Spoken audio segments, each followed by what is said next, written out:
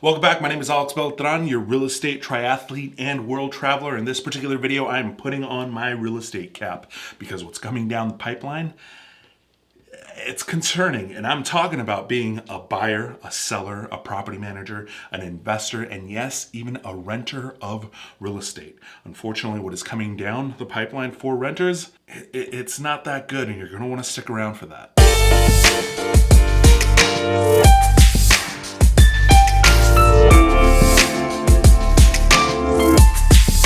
All right, so quick background about me. I used to be a luxury real estate agent in Beverly Hills, California. Now I live and invest in Omaha, Nebraska and surrounding areas. I try to squeeze in Ironman training in between and travel the world every freaking chance I get. So as you can see, I have a very unique outlook at the real estate market as a whole, especially here in Omaha, Nebraska and back home in California. And this video came about because, well, I have this unique perspective, right? I'm a buyer, I'm a seller, and I'm a property manager of midterm rentals. All right, so this first one is for real estate investors, especially if you are in the state of Nebraska. I don't know if you've heard this or not, but there's a very, very big push to get all investors out of residential real estate. I'm sure you heard of that executive order that was passed, I think in January of 2026, that gets like the institutional investors out of residential real estate. And yeah, okay, it gets like BlackRock and all that stuff. And as like smaller real estate investors, you may think, don't worry about it. That's just for the big dogs. To you, I say, well, as of right now, yeah, you are technically correct. But what is coming down the pipeline in not just Nebraska, but in several states, it's targeted to every single real estate investor. Period. And look, I get it. Some of these bills are just being proposed. Other ones are still in committee. And there's all this thing that involves government, which is like this huge swirling thing. But there are some like smaller bills that are laying the groundworks for these bigger bills to be flipped. And that's pretty concerning. And look, I'm not like one of these alarmist type people, but I am going to give you some real examples that if they don't scare you, you got brass cojones, you know what I'm saying? One of the ones that's like laying down this groundwork is LB 640 here in Nebraska. Once you hit a certain number of rentals, you lose all the real estate investor benefits, state income tax deductions, mortgage interest rate deductions, property tax deductions, maintenance write-offs, and the biggest one of all, depreciation. Yeah, like why even buy real estate at that point? It makes zero sense to do so. I told you that they were going after everything good about real estate, and the worst part about this is that this has a chance of passing. And the one that I personally believe is way scary is LB 630, which allows the city and nonprofits to be able to take title away from the owner. Take title away from the owner? Yeah. Title away from the owner. There's even proposed laws to go after fix and flippers to prevent them from buying a property, fixing it, and flipping, which kind of like defeats the purpose of that entire, real estate investment strategy, which isn't a real estate investment strategy. It's just a way to make money fast, whatever. I personally don't do it, but I see the reason for keeping real estate flippers, fix and flippers in the ecosystem. And look, I get what they're going after because there are some really bad fix and flippers that literally just buy a property, slap paint on it, don't fix any of the underlying issues and just try to resell it to you at a premium. Yeah, I mean, they make everyone look bad, but to add this type of legislation that prevents the entire system from doing its thing altogether seems like government overreach. And look, I tread carefully around this particular topic because it has to do with politics. And to be completely honest with you, politics is like my least favorite topic of discussion. People are going to agree, people are going to disagree, and I hope that doesn't get in the way of this whole video and stuff. But you have to agree, right? Like when any type of legislation, let's just talk about cookie dough makers, right? When you create legislation to punish like the bad cookie dough makers, but you end up completely destroying the good cookie dough makers, we can agree that's pretty bad, right? And look, seeing what's coming down the pipeline, especially for residential real estate investing, makes me want to kind of stay away from residential real estate investing as much as humanly possible. Don't get me wrong, if a good deal falls on my lap, absolutely, I'll purchase a residential real estate property. However, I'm kind of shifting my focus to the commercial real estate side for multiple reasons. One, I'd rather be priced off of cap rates rather than comparables. If you don't get what I'm talking about right now, it's okay. I'm going to make a video in the future going into that a little bit deeper. However, just know that, being priced through a cap rate is way more advantageous in the long run, especially if you're investing in real estate. More videos on that to come in a different video. Okay, I'll get there. Number two, real estate market predictions are getting louder and louder. You have the mainstream media talking about how real estate is absolutely going to crash. You have brokerages saying how it's like the best time ever to buy real estate. Who is right? Who is wrong? What's really going on? You even have like YouTubers like that bald piece of shit from Florida that is always talking about the market crashing. You know who I'm talking about.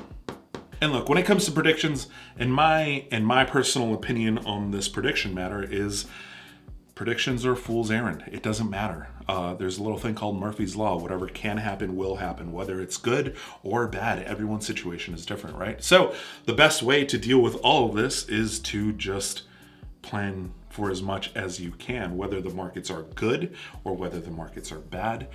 Understanding real estate, understanding negotiations, understanding numbers goes a very long way, whether the market is good or bad, right? All right, now here's just some anecdotal evidence of what I have been seeing and what other people around me have been talking about, okay? Foreclosures, yeah, they are up. And right now, there's a huge problem with banks. They don't have a foreclosure department. It's kind of weird. There was a property that was in foreclosure. They were about like $70,000 behind on their arrears, and they hadn't paid in almost 2 years. It was crazy. When I tried calling up the bank, they literally didn't have a department to talk to about, foreclosure properties. I'm assuming that's why they hadn't foreclosed on that property in so freaking long. Long story short, that house ultimately ended up being saved. Someone paid off the arrears and they took up that property subject to existing loan. But it's just interesting that right now the banks are also kind of behind on foreclosures. The next thing that I've been noticing is that there are a lot of people refinancing their 2 to 4% interest rate mortgages to what is that of the time of this recording, roughly about 6.14% interest rate. What they're doing is essentially doubling their monthly mortgage payment, which is scary in and of itself, but cash out refinancing, what are they investing it in? I don't think they're investing with it. I think they're paying off liabilities. The next thing is the summer months are coming, and this is when real estate really heats up, especially here in the Midwest. It was something that wasn't very apparent to me when I was living back in California. Out in California, it's gorgeous always, and it rains like once or twice a year, whatever.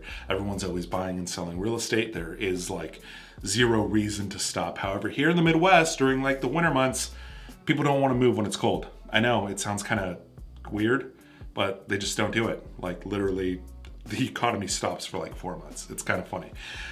Something that I had to get used to in the Midwest, but it is what it is. So all this, take it with a grain of sand because the summer months are coming, and this is when the majority of people are starting to buy real estate. And what I'm seeing is that the market is picking back up here in Omaha, Nebraska. And because of that, I think that home prices they're stubbornly going to stay the same, if not go up a little bit by the end of the year. I know I said I don't speculate, but I mean, this is just what I'm seeing. That's it. Like I said, observation, anecdotal evidence. Make of it what you will. Now, as you know, I'm a reasonable person. I see the other side as well. The fact that people are refinancing at these higher interest rates and people are buying at these super high interest rates. Yeah, I can see that there's going to be a segment of the population that could possibly be overextending themselves financially, and that could also lead to like dropping in prices, but you also don't want to be Chicken Little. I mean, it's a whole thing. All right, what I will say is prepare for both, right? If you're looking for a great deal, maybe something is going to pop up in the future. If you are, looking at your forever home, 10 years down the line, it's not going to matter. So just buy now if you have the ability to do so. And number 3, FinCen needs to be abolished, okay? They are turning title and escrow into government snitches, and I am not here for it whatsoever. Personally, I think that this type of fishing expedition is going to be struck down like they got struck down with the LLC problem a couple months back. But in the meantime, yeah, they're going to gather up a bunch of information. If you didn't know, FinCen tried to get as much information on LLCs as humanly possible. They would make everybody submit like an ID. That way they know everybody who owned an LLC, blah, blah, blah, blah, blah, blah, blah. However, it got struck down on the grounds of it being unconstitutional because, well, it was. And look, like once again, they take like these reasonable topics and just blow them out of proportion, like everything that they do within the world of I don't even know what to call it anymore. Government propaganda? I have no clue. But long story short, with LLCs, yeah, look, there is a segment that does illegal stuff, just like there's illegal stuff everywhere in the world. I'm sure that there's a camera maker that is doing something illegal, right? There are bad apples everywhere.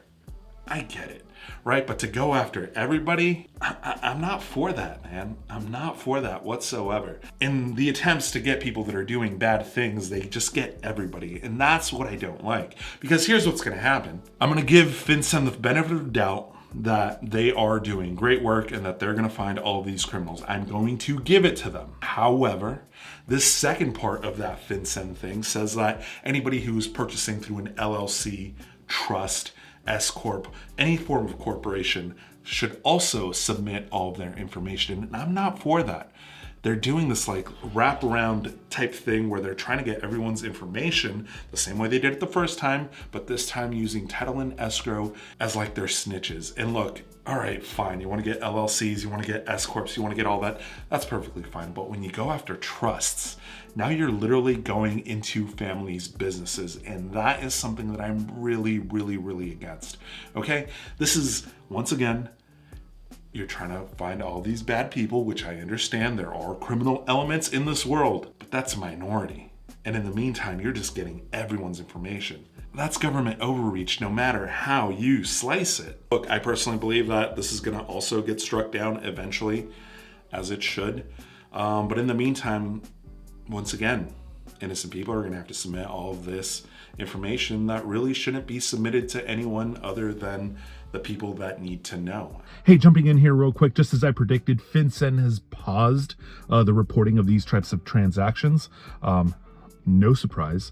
But the thing is, I made this video before that was paused, so just wanted to quickly update. Anyway, back to the video. Number 4, real estate investors are failing, specifically short-term investors that are Airbnb superhosts or whatever the case may be. Look, the conversation is over. Hotels are superior. Travel is down. It's going to be even further down here in Omaha, Nebraska. It's a very bad place to start an Airbnb business.